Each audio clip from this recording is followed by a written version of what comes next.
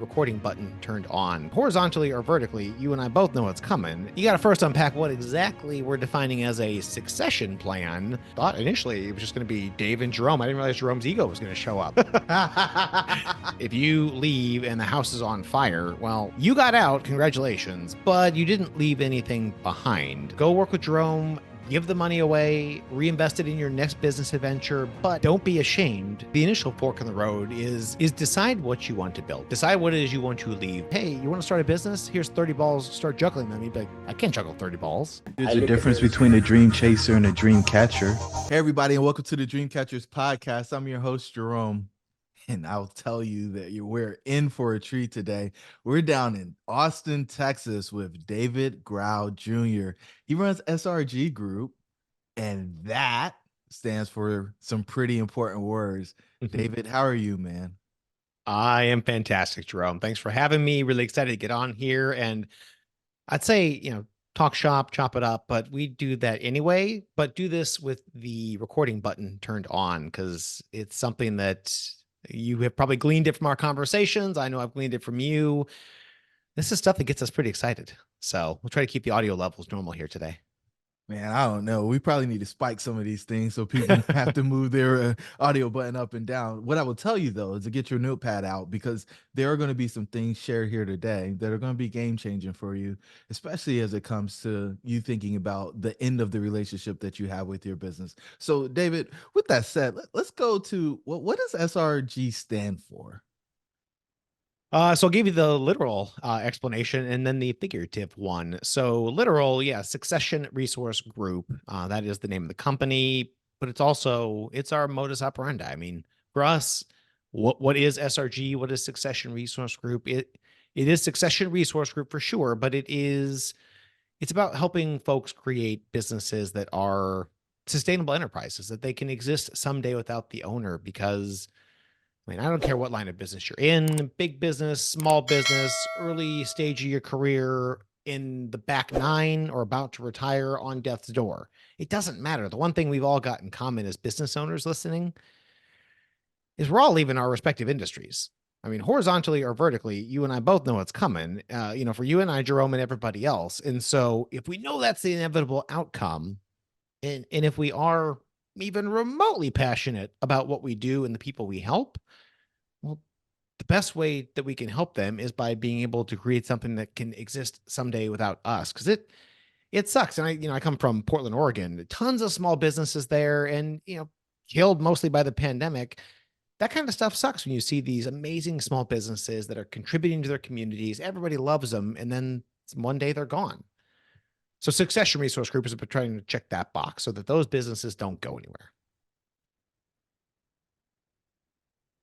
Do you know how many businesses actually have a succession plan? Like percentage wise? We do surveys, we talk to folks. I mean, I would say statistically, you can safely say industry agnostic, it's less than 10% of businesses.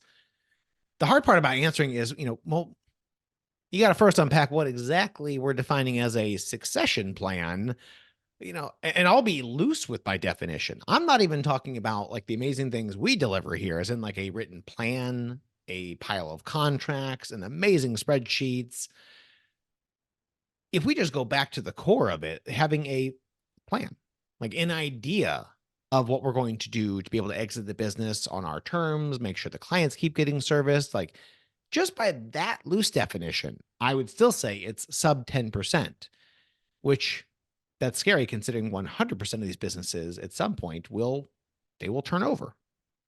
They will experience a transition. One way or the other. 100% of the businesses will experience a transition. Now, you slipped it in. You didn't emphasize it, so I'm going to emphasize it. You said exit on your terms. Yeah. Right? What do you mean? Because don't we always?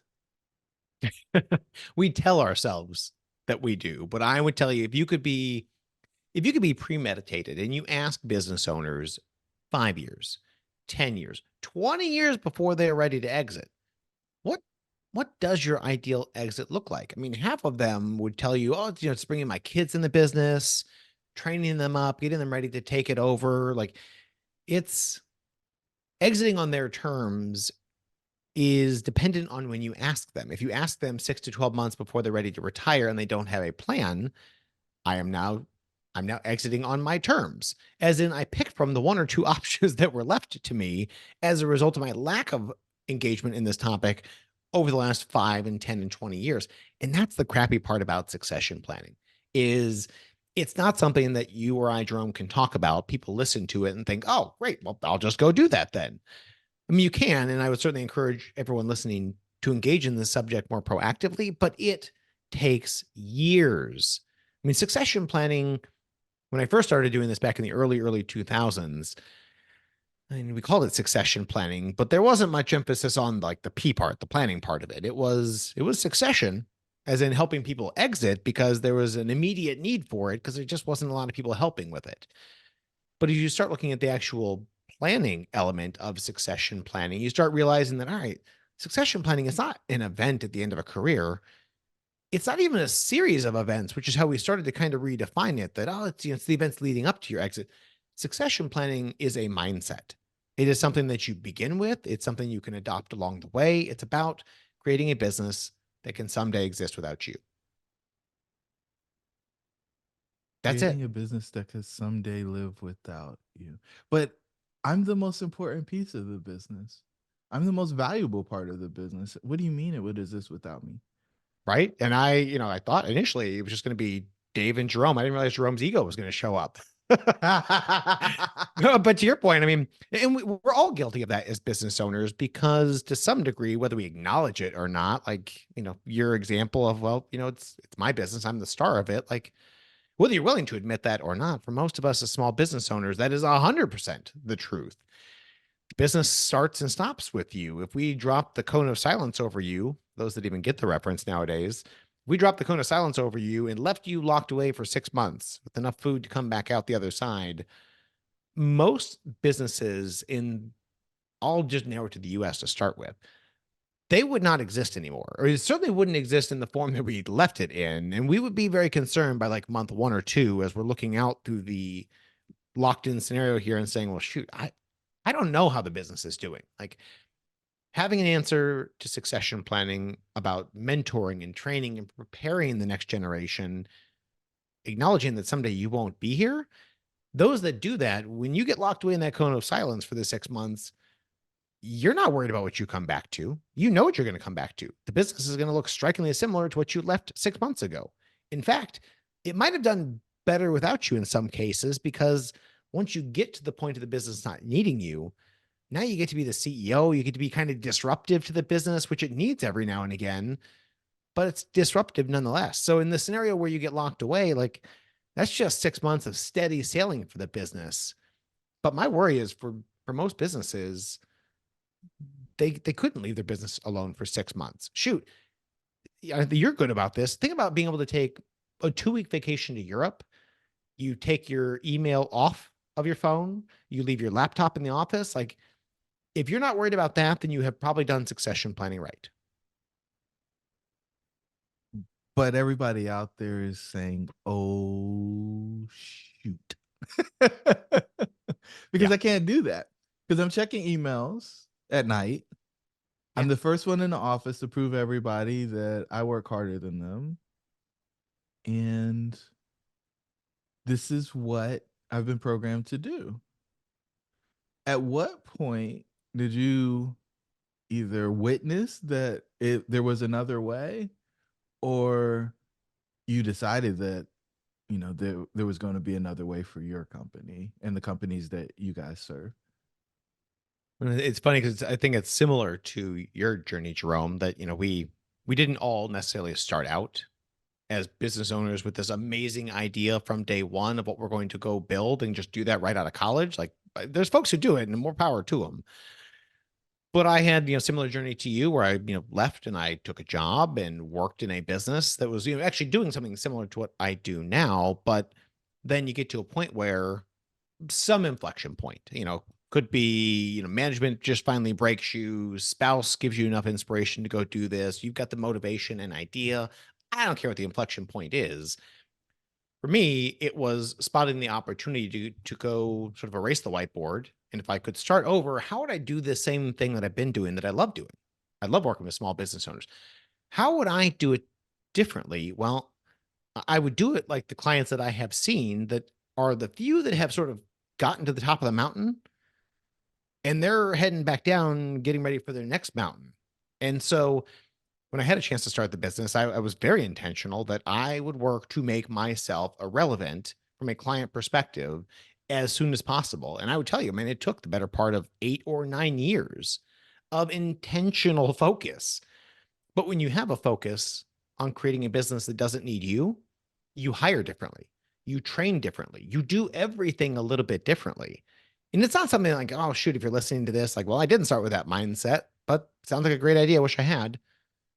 You can change anywhere along the way and work to start making yourself irrelevant. I mean, when you and I were chatting before we, hit the record button today, Jerome, I told you I equate this, frankly, even in corporate America to like that great manager that we've all probably had or heard about where all they wanted you to do, they wanted to train and mentor you to a point where you could take their job because they weren't worried about their job. They knew what their next mountain was, but they couldn't do that until they replaced themselves.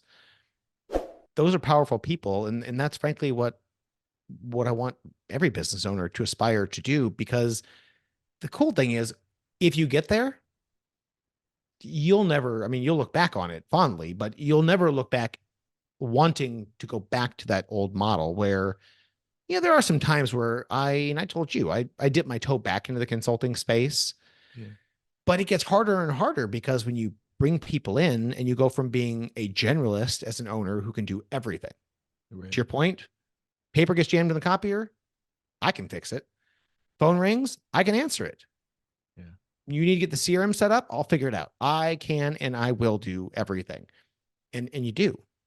But it doesn't mean you're great at any of those things, as my staff will tell me. But you do get to a point where then you start to bring people in and, I'd always heard like, oh, the best thing you can do is hire people who are smarter than you and get out of their way. That sounds great. And it is until you actually see it happen. And boy, is that a blow to your ego. But if you are true to your word, for me, that is delivering an amazing experience to our clients and giving them best in class advice, solutions, and resources. I couldn't as a fiduciary say that I was doing that as both a business owner and consultant at the same time. Like there's only so many hours in the week. And you and I both know, like, yeah, you're a business owner. Beauty of being a business owner, you get to work any 18 hours a day you want. But there's still only so many hours in the day. Well, now all of a sudden you fast forward to where we are. And now our consulting teams, all they do every day of the week, 52 weeks a year, 51, we take the Christmas holiday off, is eat, sleep, and breathe their respective portion of our solution set.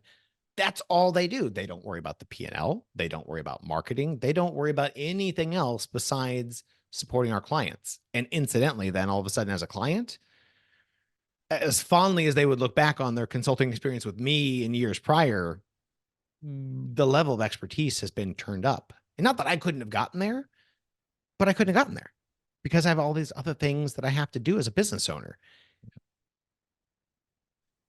It's interesting. You are very clear about the fact that expertise and specialization matters. Yeah. And so, have you seen people go into that space of getting kind of a generalist to help them figure out succession planning and it not working out well? Yeah. I mean, the hard part is the generalist is still, I mean, I would look back on the advice and the resources that I delivered, 10, 20 years ago, and it was still good. But I compare it to where we are now, and it's like, well, by comparison, it's not as good as it could have been. But the generalist is still capable of delivering a really nice boutique experience.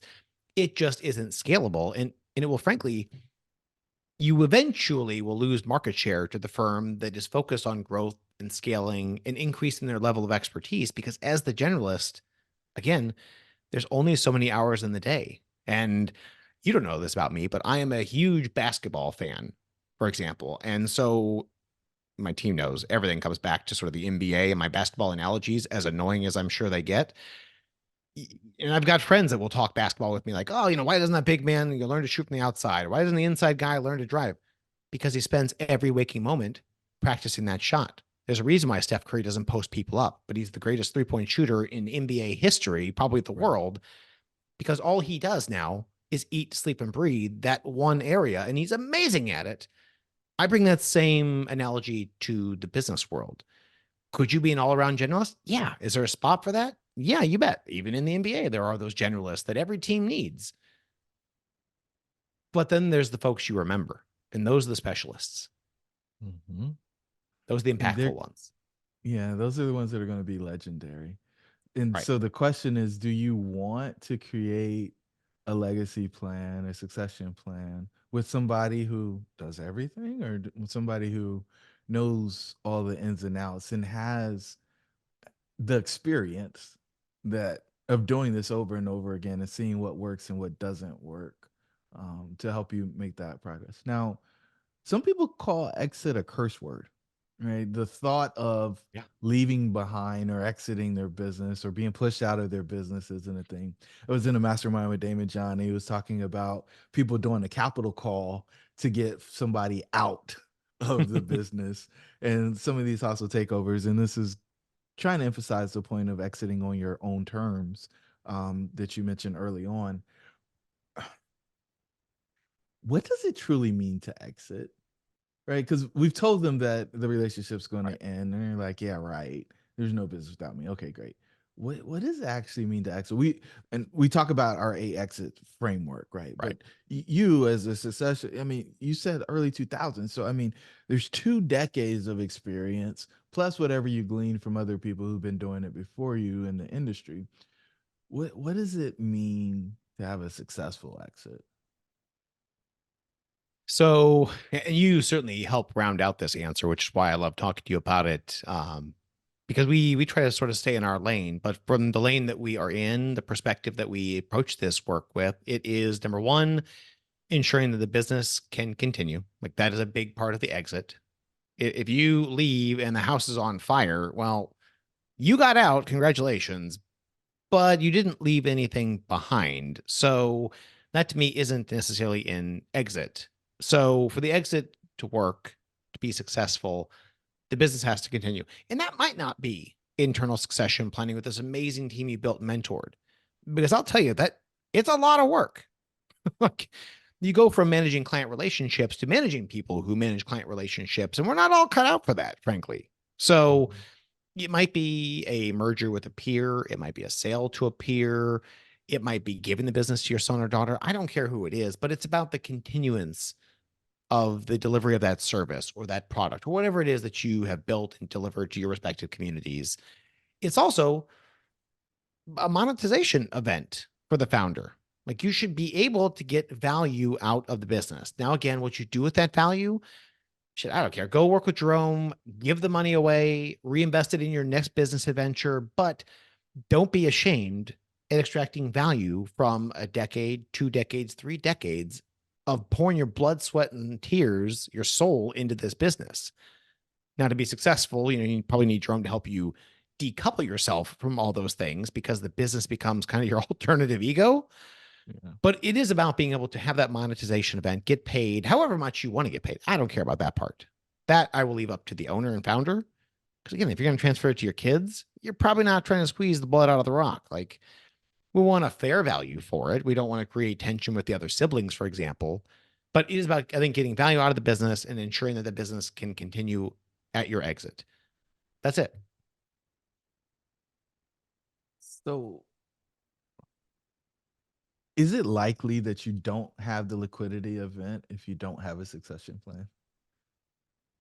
That one I feel like varies by industry. So you take some industries, CPAs, financial advisors, I don't care, pest control companies, like there are enough of them that there's generally a ready and willing market. So that if you fail to plan, it may not be the best exit in terms of like the best client experience after you've left or the most value for you, But there's a consolidation event. There are folks out there who would love to take your business and your clientele over that you spend a decade or two building and pay you for that time and trouble.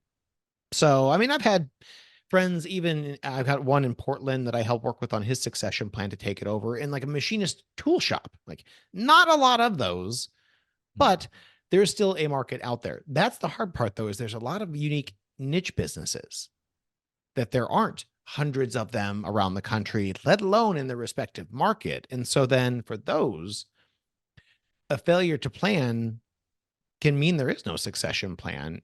And then when they do leave, the business shuts down. And that's the stuff when it provides a valuable service or solution. That's the stuff that I hate to see. And it's why we do what we do, frankly, on succession planning, is to try to help avoid that happening. And it's even worse when it happens to people. If you acknowledge it, say, you know what? I have a great lifestyle business. I don't want to train or mentor anybody. And when I leave, the business dies with me, and I'm okay with that. Fine. But the problem is it's not usually that premeditated. Huh. This is so interesting because what you just described sounds so selfish, right? It just sounds like the most selfish thing that can be done. Yeah, it's a lifestyle business. I don't care about anybody else, and I definitely don't care about my clients. And so when I'm done, it's Right. done. And that is the beginning and the end of this conversation. Thank you very much and goodbye. Um, Now, maybe I'm being a little dramatic, but I mean, at the end of the day, that's pretty much what that boils down to. Right. And so you're going to dedicate, for some people, 60 hours a week for 3 or 4 decades to only leave it to end when you aren't a part of it anymore. That hardly Yeah. seems like a worthy pursuit. And I Um, think it's kind of a reaction. It's not something like you would never ask a business owner who loved their business and the clients that they serviced or provided products to 5, 10 years before they would ever have their exit event. Like, would you want to just sort of retire through attrition, just work less and less, and eventually just put the closed sign up and don't come back on Monday? Like, no one's gonna say that. Yeah, that's my succession plan. Like, sign me up for that proactively. 10 years from now, like that's where I aspire to get to. But they don't think about this stuff. They don't get to listen to these kinds of podcasts. They're focused on running their business and they're focused on their family or personal life or hobbies, which I commend them for having. But again, you don't always know when your exit event is, when you'll hang that closed sign and not show back up again on Monday. Like, that could be you just deciding that I'm not going to show up again on Monday because I'm tired and I don't want to do this anymore. It could be a health event. It could be a health event of your spouse that takes you out of the business, or your kids, a regulatory change. There's so many outside factors that you have absolutely no control over, that it's why I wouldn't say do what we do, because what we do is very specific. Like, we help people provide solutions. We do the contracts, the spreadsheets, the strategies, but I don't get up on the main stage and talk about contracts and spreadsheets and strategy. You'd be all asleep before I got halfway into the presentation. As amazing as it is, again, this is the stuff we love. But we get up there and we talk about the things that we need to be doing as business owners to start getting people to think about succession planning. Again, the whole goal is just to get the gears turning. And we'll go to these conferences and I'll see the same people that I talked to last year. And they came up and say, great presentation. Love the idea. I'm definitely going to start making some progress on it this year. I'm like, you said that last year. But once a year, they're starting to think about it. And that's at least progress, because these things take time. They need to be percolating. That as you go and you do your next hire, you think, you know what? Does this person, like with mentoring and training, can I picture this person 5 and 10 years making me obsolete? If the answer is no, but you got 5 or 10 years left, well, Hey guys, as you might know, a very small percentage of the people who actually listen to this podcast are subscribers. So do us a favor, subscribe. In fact, we did some analytics and we found out that only 25% of the people who listen are subscribers. And our goal is to get that to about 75% over the next 3 months. So do us a favor, hit the subscribe button so you get notified when our new episodes come. We plan to bring immense value to you guys going forward. as we continue to improve the content that we create at Dreamcatchers. Your dreams should be real. You might interview a few more candidates. But again, we got to be thinking about this stuff much further in advance than we think we need to. Like we have those conversations all the time, Jerome, where people are calling us saying, hey, I'm trying to start planning for my succession retirement, and I've got pretty good processes and good people, but I don't have any successors built in yet. I'm thinking, okay, we're on the right track. They say, I'd like to be done by maybe middle to the end of 2024. How can you help me? Like, well, short of us sitting down together and figuring out how we diagram a time machine, like I can't help you because to do succession planning right, assuming that you don't have a safety net in your industry where there's just a pool of buyers lining up to buy your business, which could be the case, we need a longer runway. Like it's dependent on the size of the plane, the size of the business. If it's a 2 or 3 person operation, we don't need a huge runway. We probably just need a year or two. But if we've got 10 or 20 or 30 or 40 people, we might need a couple of years to land this plane. Because the whole goal is that succession planning happens so gradually. Your clients, your customers, whatever you call them, they almost don't even know it's happening. Like that's succession planning done right. But that you got to be proactive to make that work. Wait, so I can't just decide I'm going to sell it 6 months from now and you do all the stuff? I mean, it's funny because we do a lot of that work, again, in industries where there are buyers lined up that are interested in consolidating, growing market share, adding new services. But same thing, like if I asked you 5 years ago as the business owner, would you ever want to run your business like you have, and then one day pick the phone up for whatever reason, call us, we list your business for sale, we find you buyers, you interview those buyers, you transition over 6 months, and you exit? Like it sounds kind of sudden when you describe it that way, but that is the exit strategy that we help dozens of business owners with every single year, and we'll continue to do it. But if you compared that to even if you still didn't have the internal team, but you were more proactive and premeditated with it, and yeah, you did sell your business to somebody else in your community, and then you were there on a part-time basis for 3 or 4 or 5 years to help train and mentor, like again, you can still get to a point where it's gradual, it's proactive, and it is so smooth that the clients in that relationship isn't disrupted. Or we could just pull the ripcord, jump out, and hope we land. You, the way you present it, it just feels so irresponsible to I mean, it do seems like the anything other only than choice. Well, obviously, you would do a succession plan. And again, my hope is that, yeah, if we could fast forward and look at the future state as a result of the work you do, that we do, talking about this stuff, is that everybody, when you ask them, like, oh, what's your succession plan? Like every baby boomer listening to this, and there's a lot of them out there that are business owners, they all have some idea of what their exit's going to look like.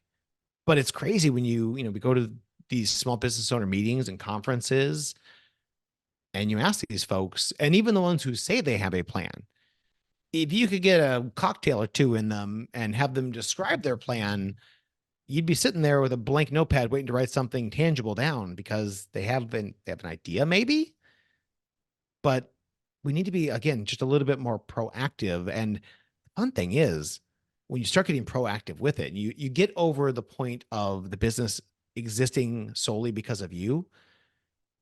That is, and I don't know if you've had clients that have been through this. I know I've been through it personally, and I've had a lot of clients. It's probably one of the hardest transitions and almost an exit, if you will, of leaving being the owner practitioner to being the CEO. Like that's super uncomfortable, whether it takes you 6 months, 18 months. Like as a business owner, you start from day one and you figure it out and you get pretty good at it. And then you have this transition of like, well, now I have to be the CEO. What exactly does a CEO do? Like I haven't had any training for that. Like I know how to build my product or deliver my service. Like that I can do. I can even train or mentor people, and I've done it. And then you end up with this awkward transition period of like, all right, well, now I've got free time. What do I do with it? Uh-huh. But you give it 6 months, 12 months, and all of a sudden you're looking back on it and you're like, A, I don't have any more free time. B, who was doing this stuff before? Because it's consuming 40, 50 hours of my week now. And I didn't have 40 or 50 hours to give to it before. Well, it just wasn't getting done, or not to the level that you're now doing it at, which is why you can now take your business to the next level. Mhm. Yeah, it's like, where did all this extra time? Where did all my extra time go? You filled it with things that needed to be happening Right. to advance the business that weren't happening. Man, so I suspect the listeners are out there and they're like, okay, I got it. I need a succession plan. I don't even really know what that is, but I do know that I need one. And yeah, I get the concept of the business continues after I leave the business. I got that. And you said something about contracts and spreadsheets and Yep. some other things, right? There's probably an org chart there somewhere. Yep. But is there things that they can do to get started before they engage with somebody to help them professionally? Like, I imagine if somebody comes to you and they're like just kind of holding their hands out or up, that there's not a whole lot you can do for them. They probably should have some vision or some idea. What should they be thinking about when crafting that? I would say the initial fork in the road is decide what you want to build. Decide what it is you want to leave behind. And by that, I'll give the initial kind of fork in the road. And it'll sound like there's maybe three, but there's really only two, because you don't want to get stuck in the middle in anything in business. You can build the lifestyle business it's simple, it's lean, it's mean. There's not a lot of complexity. We're not trying to take over the world here, but we will be super efficient in what we do. Like, there will be no fat. We're not trying to grow and own our market, but we are going to try to do a really good job with the resources we have. And I don't want to be a CEO. Or you build the enterprise. I want to build a business that someday can and will exist without me. Now, whether that's because you want to leave a legacy behind, get a duffel bag full of cash on the way out the door and the gold watch, I don't care as to the why, but I do care about being proactive in making that choice. And the problem is, there are the folks who have the lifestyle business, and we can plan for that exit. There are the folks who build the enterprise, and we can plan for that one too, although you almost don't even have to, just by virtue of building the enterprise that can exist without you. Succession planning almost starts to happen by default. We'll still come in, put form and structure around it with spreadsheets and contracts, but all of the pieces are on the proverbial chessboard. My biggest issue is the folks who get stuck in the middle. Like, they grew out of the simple, lean, mean lifestyle business where they were kind of a sole practitioner and they loved life. They had a great work-life balance, but they don't have the grandiose business plan or aspirations to go build the enterprise, or the know-how necessarily, or the work ethic. Again, I don't care the reasons, but they get stuck in the middle. They don't get big enough to have the succession opportunities the enterprise has, but they've outgrown the simplicity and the profitability and the enjoyment of the lifestyle business. And they just get stuck in this weird, awkward middle zone where they're not enjoying it. Mhm. Yeah, that's that 1 to 3 million range where it's Uh-huh. never land. Right? You just feel like you can never get everything done. There's too much to do. And you will hit that point. And then, just like a good night on the town, you have that second or third beer, you need to decide, am I shutting it down and I'm going to wake up tomorrow and go for a nice run? Or am I going deep? Am I all in? I'm going to have a good time tonight. Like, you got to have that same mindset when it comes to running the business. Like, do I want to build the enterprise? It will have its trials and tribulations. You'll have days where it feels like you're running an adult daycare. I promise you. Or I don't want to manage anybody. I will have a lifestyle business and I will enjoy my life and I will do it on my terms. Yes, when I take the 2-week vacation to Europe, client service may not happen, but I don't have enough clients and I have a deep enough relationship with the few clients I do have that they're okay with not having me for 2 weeks.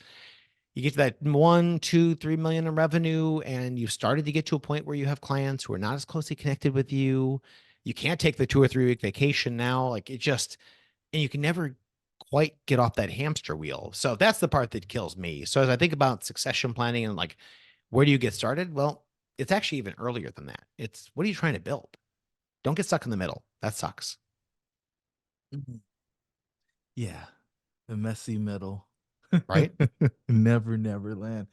So you choose what you're going to build, and so they're on the path of building it, and then that changes what the actual succession plan needs to look like Yep. because it's the difference between having 1 or 2 employees or having 20 plus.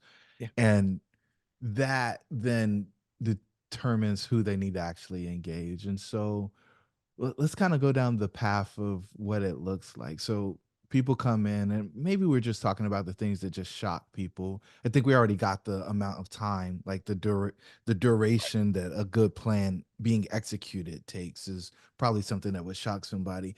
Maybe what's 1 or 2 other things that would maybe surprise somebody who hasn't been down this path or watch somebody go down this path as they go on the journey of succession planning.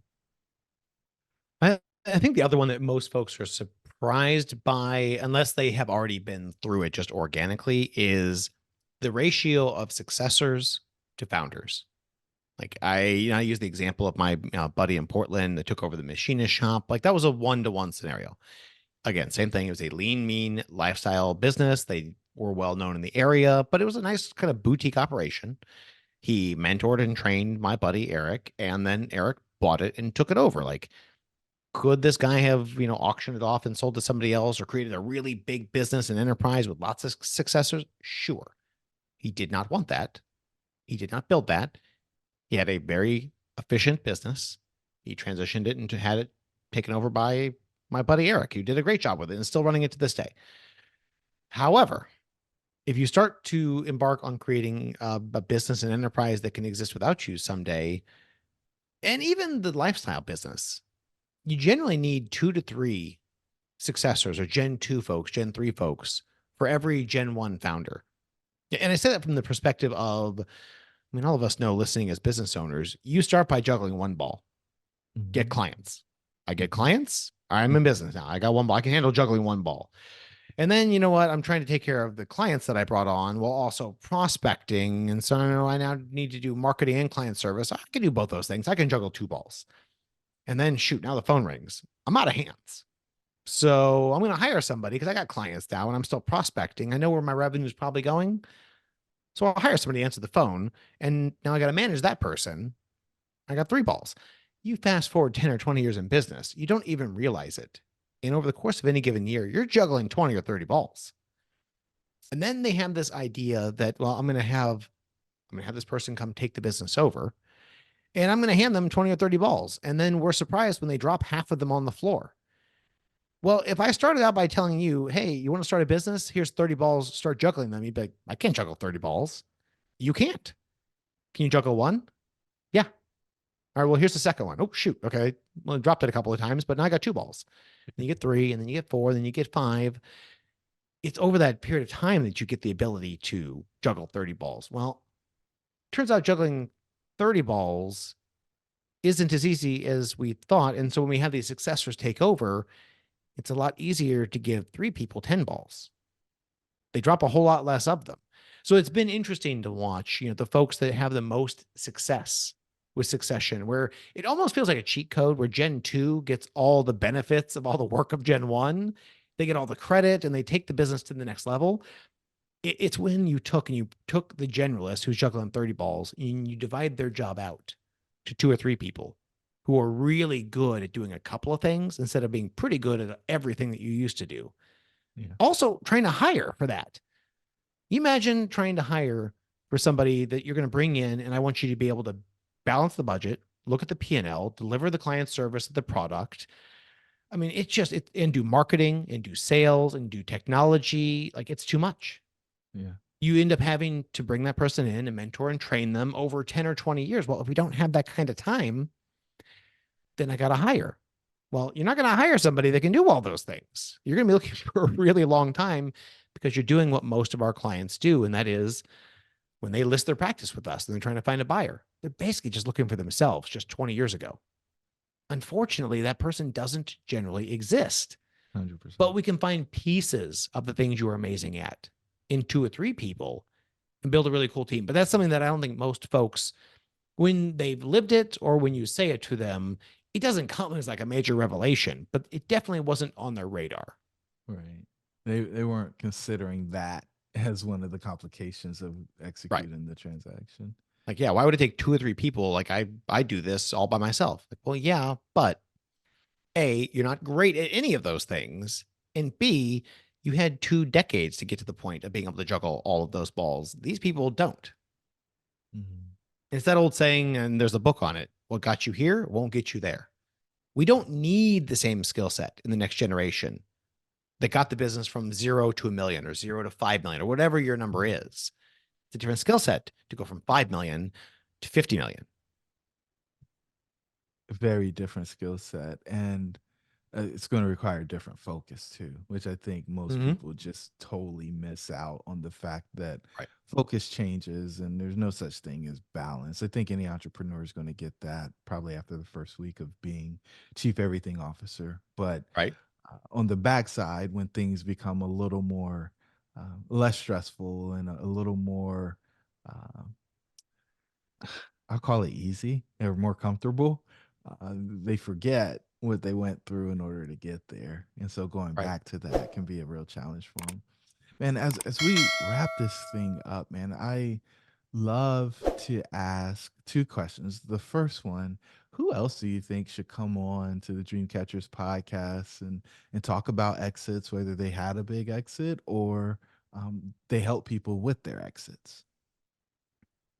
I think it would be one of those folks who they have lived through that transition of going from the owner operator to being the CEO. They're on the other side of it because it's an uncomfortable area that I think a lot of us as business owners either A, don't think we could ever get there, or B, we don't want to get there because, again, I'm really good at doing the client service or delivering the product or developing the product, whatever it is that you do that's the lifeblood of your business. Yeah. They don't aspire to be the CEO, but not. I think it's the same thing as the exit. Like, oh, they don't aspire to exit. Well, it's mostly because they don't know what's on the other side of that door, which is stuff that you work on and talk about. I think that CEO transition would unlock a lot of these businesses, make our job infinitely easier on succession planning. But I think it would be somebody like that. And my guess is you probably know a few of those people, but to make the focus be on getting over that chasm because it's not easy. I think it's scary for a lot of people, but I don't want to blow it out of proportion, but as a business owner, it's kind of the promised land on the other side. Like it is the inflection point where the business now has the opportunity to exist without you. It becomes scalable. And again, you said it best, like to not do that almost feels a little selfish. And as your customers in your respective markets, as your clients you deliver services to, if you believe in what you deliver, you have to do this or the business will die with you. And that sucks. I hate seeing that. So I think it would be that inflection point. And I'm happy to make some introductions, but I've listened to your podcast. You've dealt with these people. That's That true. just wasn't the focus. But I think that as a focal point leads them up to then the exit door and the planning work that you do. And I think it unlocks a lot of value, figuratively and literally. Yeah, we'd love to talk to some of the folks that you think have done that with Yeah. excellence because most people feel like they kind of stumbled through it or they kind of And we do got 100%. lucky. It's Yeah. messy. Yeah. Yeah. Well, the process is because there's, Yeah. in a lot of ways, a lot of chaos that has to be organized in order for it to work. But um, there's a process that Yeah. people go through. And each time that they get bigger, I think that they have to go back through that because many times you see founders going back into the fire after they got to that place and to take the organization to that next level. So that's perfect. Would love to talk to anybody who you think has done that at a You let me really off high too easy level. there, Jerome. I didn't give you a name. You got to push I harder. well, you've demonstrated your character and your ability. You saying that you'll introduce me is Yeah. plenty. I know who you are. Um, Well, frankly, I mean, I think our mutual friend Matt Holleran is a great example of it. There's a financial advisor I know who would be happy to get you connected with, John Cutton, okay. up in New York, and he's been and I had the opportunity to work with him when I first started 20 years ago, and he was an owner operator and a really darn good one. Right. And I see where he's at now, and he is very much the CEO. He's been through that, I mean, trial by fire in many cases, but he's come out the other side. And I frankly, his business would not be where it is today if he hadn't made that hard transition. And I frankly, I know he struggles with it like I do, where I like the client service. I don't always like being a CEO, but when you start seeing what you can do with your free time as a CEO, you start realizing, man, it's a disservice for me to go back and sit in the seat as a practitioner at this point. There's a higher and better use of my time. So be happy to get you guys connected, but I think he would be a great person to talk to. And I mean, he sits in the seat as a financial advisor, but I don't care what his discipline or service he delivers happens to be. The transition in that inflection point, it's the same for all of us. It is. And it's a deliberate decision. Yeah. People just kind of skipping their way through or filling their way through don't have success because you have to achieve escape velocity. And the cool thing is when you screw it up, I mean, it's like that, reach for the stars. Like, well, if you aspire to create the enterprise and create a business that doesn't need you, if you fail, you have still built a business that is more valuable, is more sustainable. Somebody's going to want to take it over a lot more than what you had 10 years ago. 100%. So even the consolation prize is not terrible. Well, yeah, it's funny. In my high school yearbook, they asked me for a quote, and I said, shoot for the stars or shoot for the moon. I can't remember which one. Which one's further away.